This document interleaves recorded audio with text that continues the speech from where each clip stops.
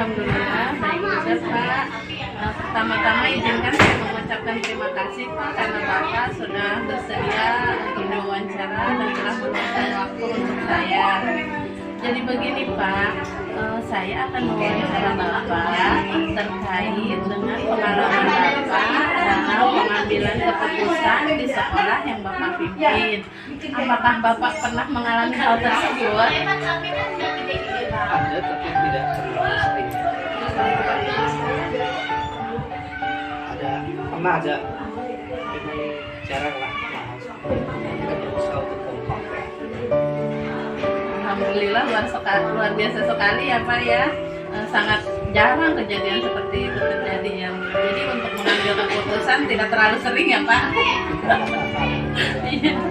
Jadi begini Pak, selama ini bagaimana Bapak dapat mengidentifikasi kasus yang merupakan dilema etika atau bujukan moral?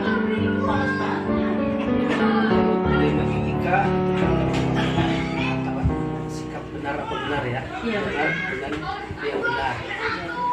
Dari satu sisi yang benar kelompok A, kelompok satu juga benar gitu. Itu yang memang harus telah dulu permasalahannya apa, biasa latar belakangnya apa dulu, lalu dampaknya seperti apa, terus jangka panjangnya seperti apa, dampak jangka panjang dan jangka pendeknya seperti apa.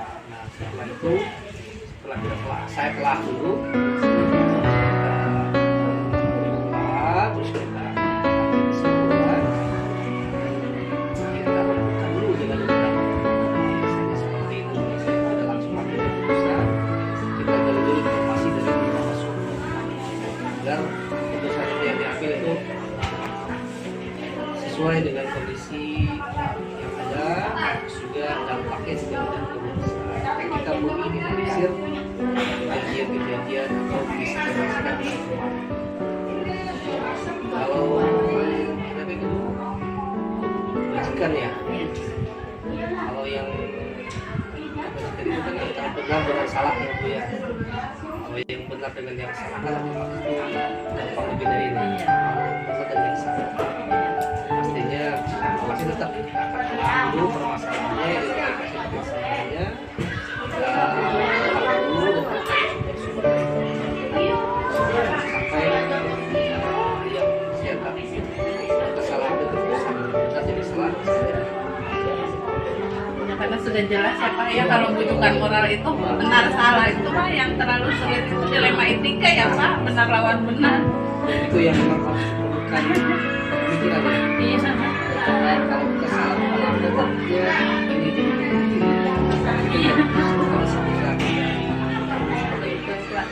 Selama ini bagaimana Bapak menjalankan pengambilan keputusan di sekolah itu, terutama untuk kasus di mana ada dua kepentingan yang sama-sama benar, sama-sama ada nilai kebajikan di dalamnya. Berarti kasus dilema etika nih Pak. Iya betul. Kalau saya sih ini pertama dilema etika ya, karena satu kelompok ini juga hasil dan keputusan yang benar, kelompok satunya pun itu pasti benar. Selain yang tadi saya identifikasi, saya gali dulu sumber-sumbernya. Biasanya yang itu sudah kami keputusan kita gabungkan antara kelompok yang berbeda pendapat. Kita sampaikan, kita panggil supaya dalam satu forum kita minta alasan-alasannya. Jadi setelah mereka mengumpulkan alasan-alasan dan lain-lain, nanti kita pelajari gampangnya seperti itu. Dan dari situ kita akan ambil suara terbanyak dan dengan cara seperti itu biasanya kalau yang satunya itu ada sedikit menerima, walaupun kadang-kadang adalah sedikit namanya juga perasaannya pasti ada kesini ya gitu ya. Tapi kebanyakan kita lebih cenderung kepada musyawarah bersama. Jadi saya jarang mengambil keputusan sepihak atau langsung ambil keputusan lebih banyak kepada musyawarah dengan teman-teman. Karena hanya kita satu. Kalau kita hanya pecah ya kita nggak bisa membangun sekolah. Iya betul sekali. Jadi Bapak dalam menjalankan pengambilan keputusan itu dengan musyawarah bersama selalu ya Pak begitu.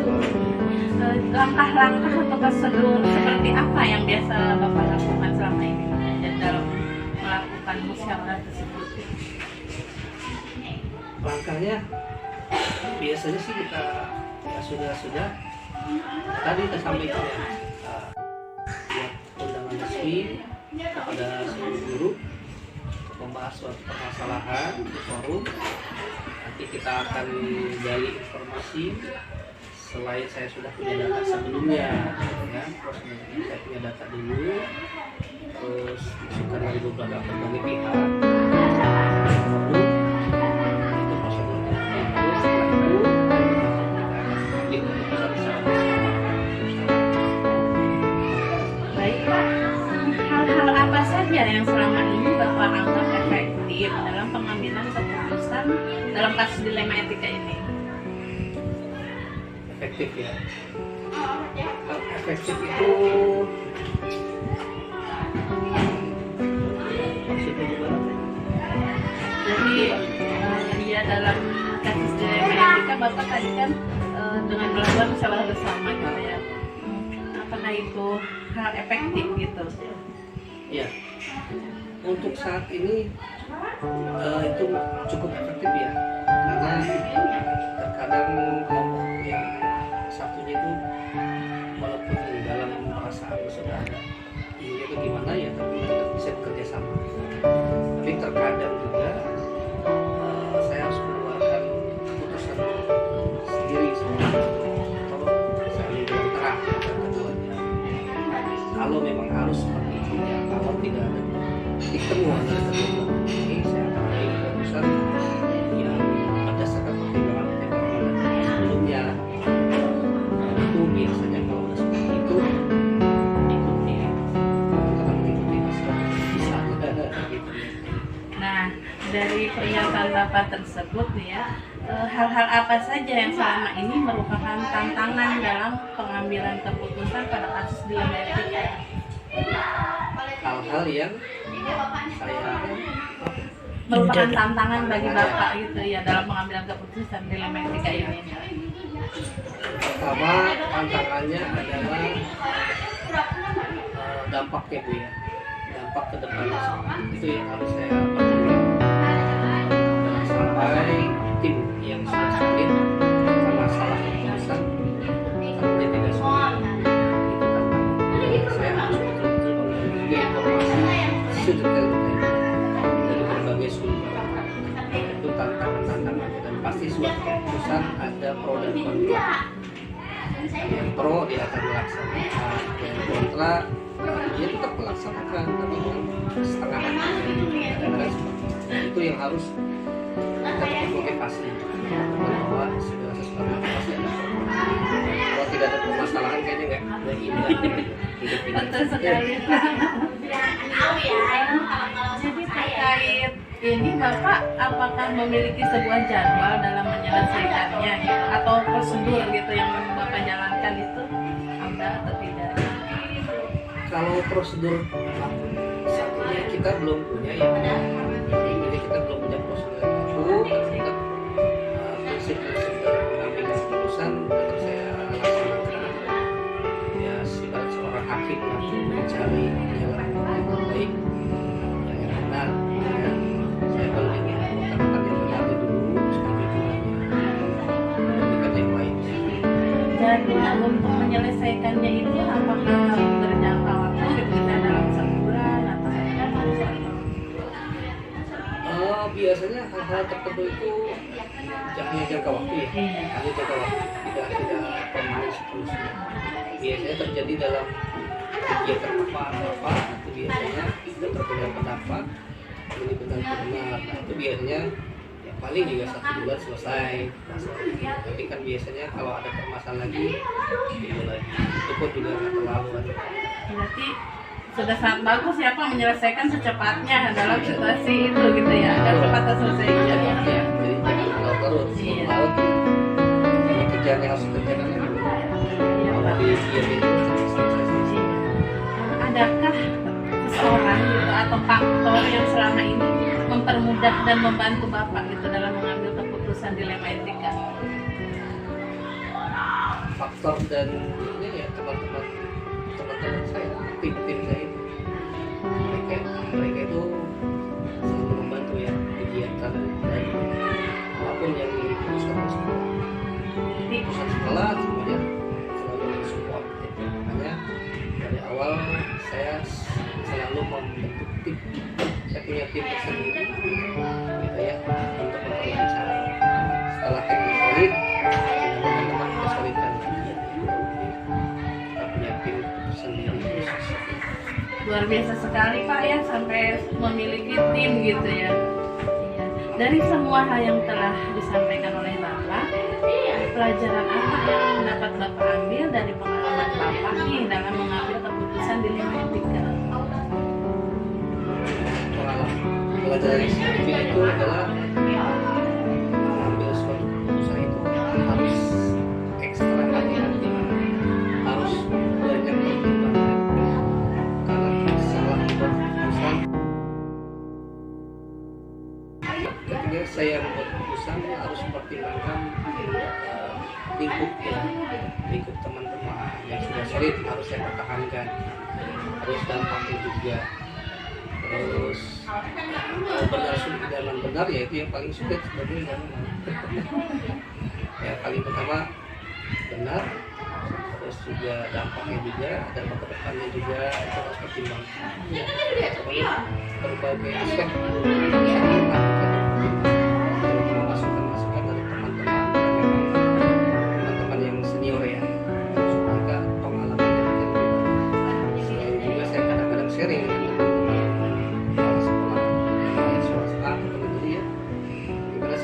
masalah ini itu sebagai salah satu masukan saya juga. Jadi ambil keputusan harus bijaksana dan bijaksini. Luar biasa sekali Pak. Masya Allah, ini pertanyaan dari saya ini sudah cukup sekian Pak. Dan terima kasih atas waktunya ya. Sama-sama itu sama-sama. Mudah-mudahan sehat selalu ya Bu ya. Amin. Terima kasih Pak.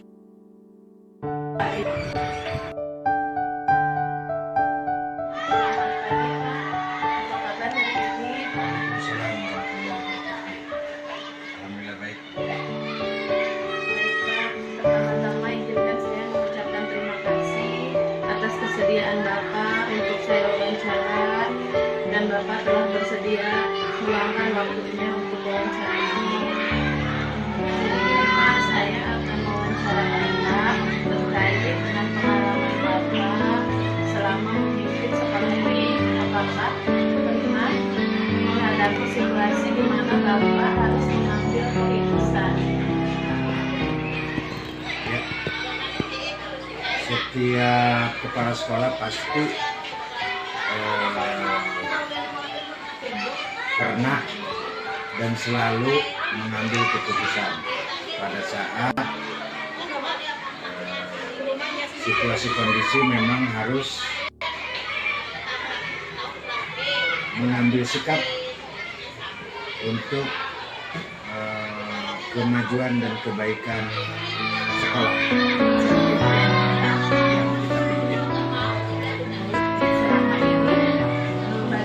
Bapak dapat mengidentifikasi kasus yang merupakan dilema etika atau rujukan moral pada pengambilan keputusan Bapak tersebut?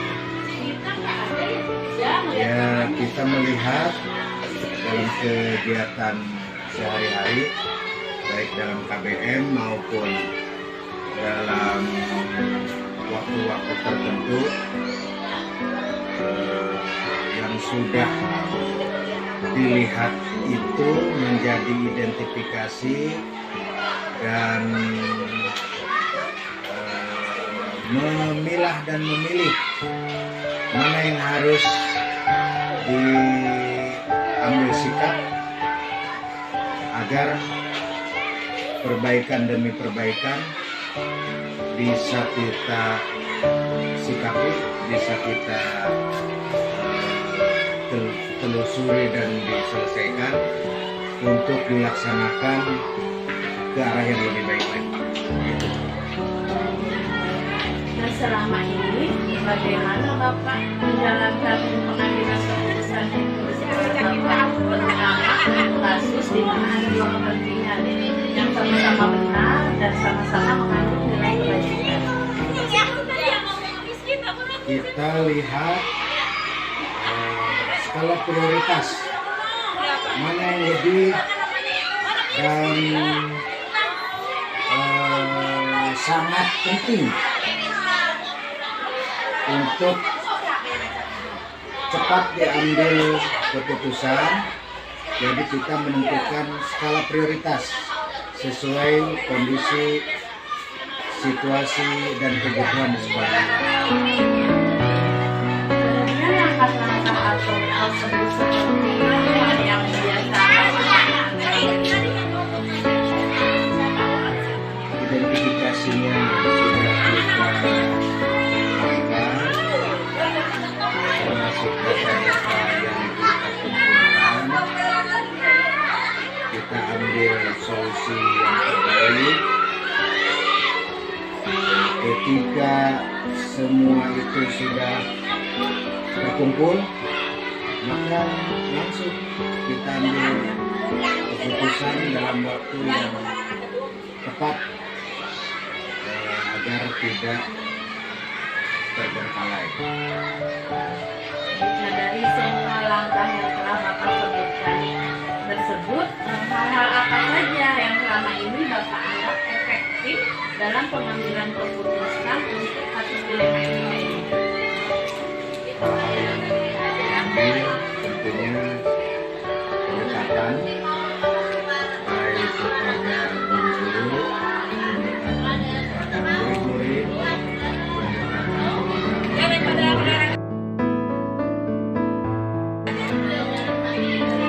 dalam pendekatan itu seandainya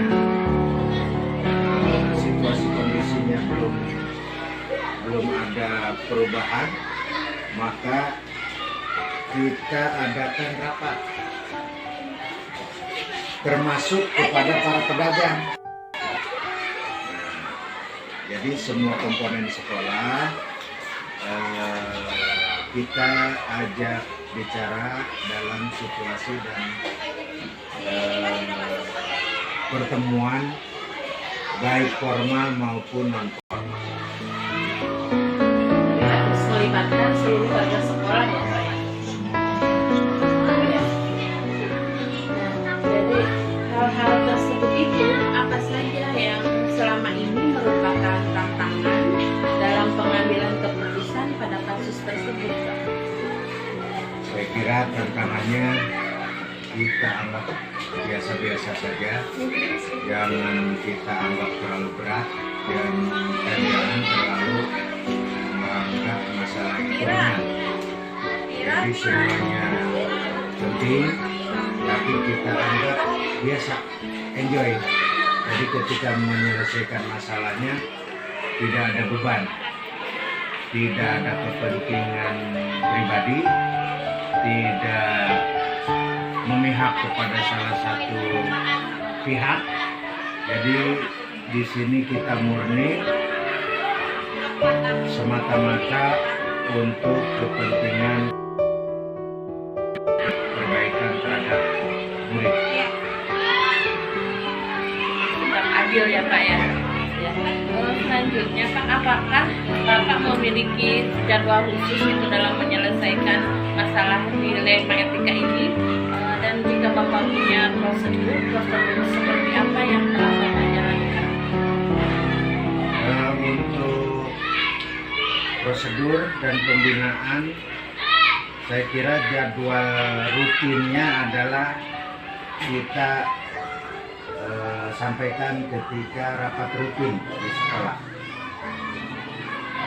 Rapat rutin tersebut disampaikan kepada guru-guru. Untuk selanjutnya disampaikan juga kepada komite dan orang tua murid.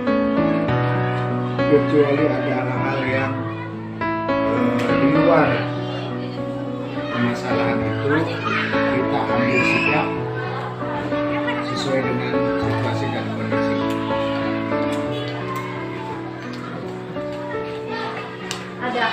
seseorang atau faktor yang selama ini mempermudah dan membantu Bapak dalam pengambilan keputusan kasus dilema etika ini? Pasti ada.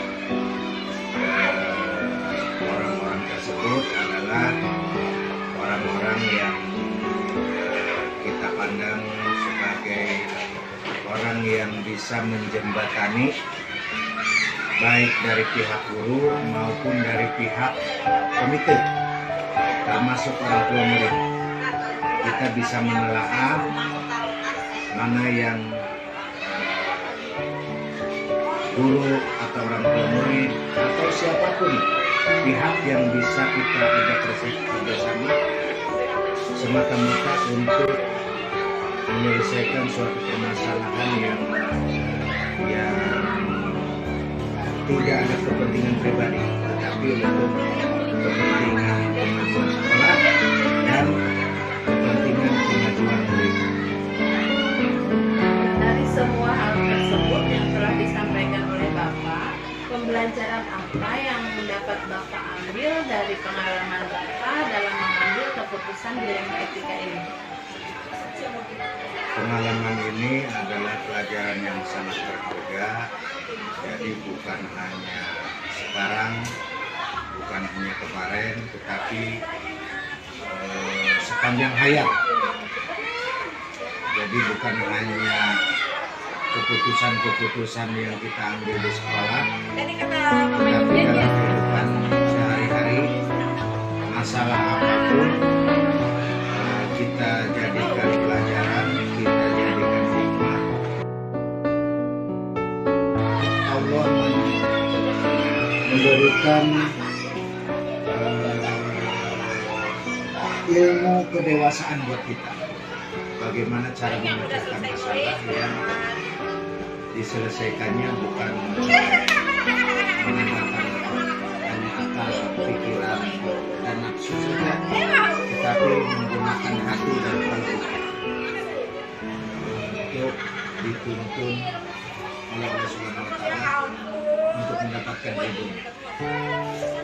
Pak, terima kasih atas semua jawaban Bapak. Pertanyaan saya cukup sekian, Pak. Baik, terima kasih. Mohon pamit, Pak. Assalamualaikum warahmatullahi wabarakatuh. Waalaikumsalam.